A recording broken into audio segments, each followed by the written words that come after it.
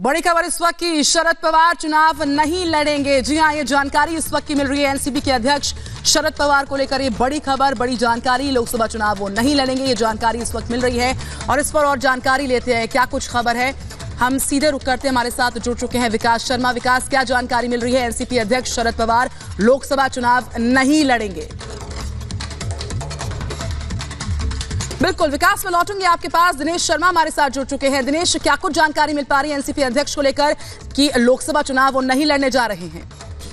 देखिए, शरद पवार ने साफ कर दिया है कि वो चुनाव नहीं लड़ने वाले। 14 बार वो पहले ही चुनाव लड़ चुके, हर बार जीत हासिल किया, और ऐसे में जो नए चेहरे हैं उन्हें मौका देना चाहिए। और जिस माड़ा सीट से उनके लड़ने की जानकारी सामने आ रही थी, तो वहां पे जो मौजूदा एनसीपी के सांसद है मोहिते पाटिल, वो या फिर उनका बेटा, उनको ये टिकट दी जाएगी। शरद पवार ने काफी सोच समझने के बाद ये फैसला किया है कि इस बार उन्हें चुनाव नहीं लड़ना। लेकिन शरद पवार के इस फैसले के साथ ही जो नाराजगी थी उस पर्टिकुलर सीट को लेकर मोहिते परिवार जो मौजूदा सांसद है, उस नाराजगी को दूर करने की कोशिश की गई। साथ ही में ये भी संदेश शायद जनता में देने की कोशिश की जा रही कि परिवारवाद को बढ़ावा नहीं देंगे, वो कई सालों से लड़ रहे, अब नए चेहरों को मौका आगे देना चाहिए। तो पवार के इस फैसले के पीछे की वजह से जो है महाराष्ट्र की सियासत जो है चुनाव के दौरान काफी ज्यादा बदलाव देखने को मिल सकता है। पवार खुद जमीन पे रह के, ग्राउंड पे रह के रणनीति बनाना चाहते हैं ताकि पार्टी आगे बढ़ सके, और खुद चुनाव से दूर रख रहे हैं।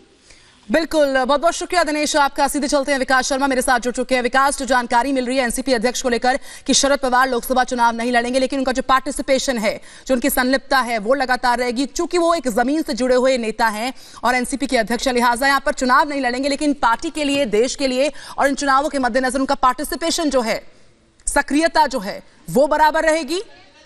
बिल्कुल, दो तीन चीजें बहुत अहम है। रैली 2018 में हुई थी, हमें याद है, जब शरद पवार ने इसका ऐलान किया था, और इसके बाद से जो माड़ा सीट है जिस पर सबसे ज्यादा उम्मीद की जा रही थी, वो यही थी कि यहां से क्या चुनाव लड़ेंगे, क्योंकि मोहिते पाटिल हैं, उनकी इच्छा थी, पार्टी के तमाम ऐसे बड़े नेता थी, उनकी इच्छा थी कि आप चुनाव 2019 का लड़िए। हालांकि इस पर शरद पवार ने कहा था कि वो विचार करेंगे, लेकिन अंदर खानी जो स्थितियां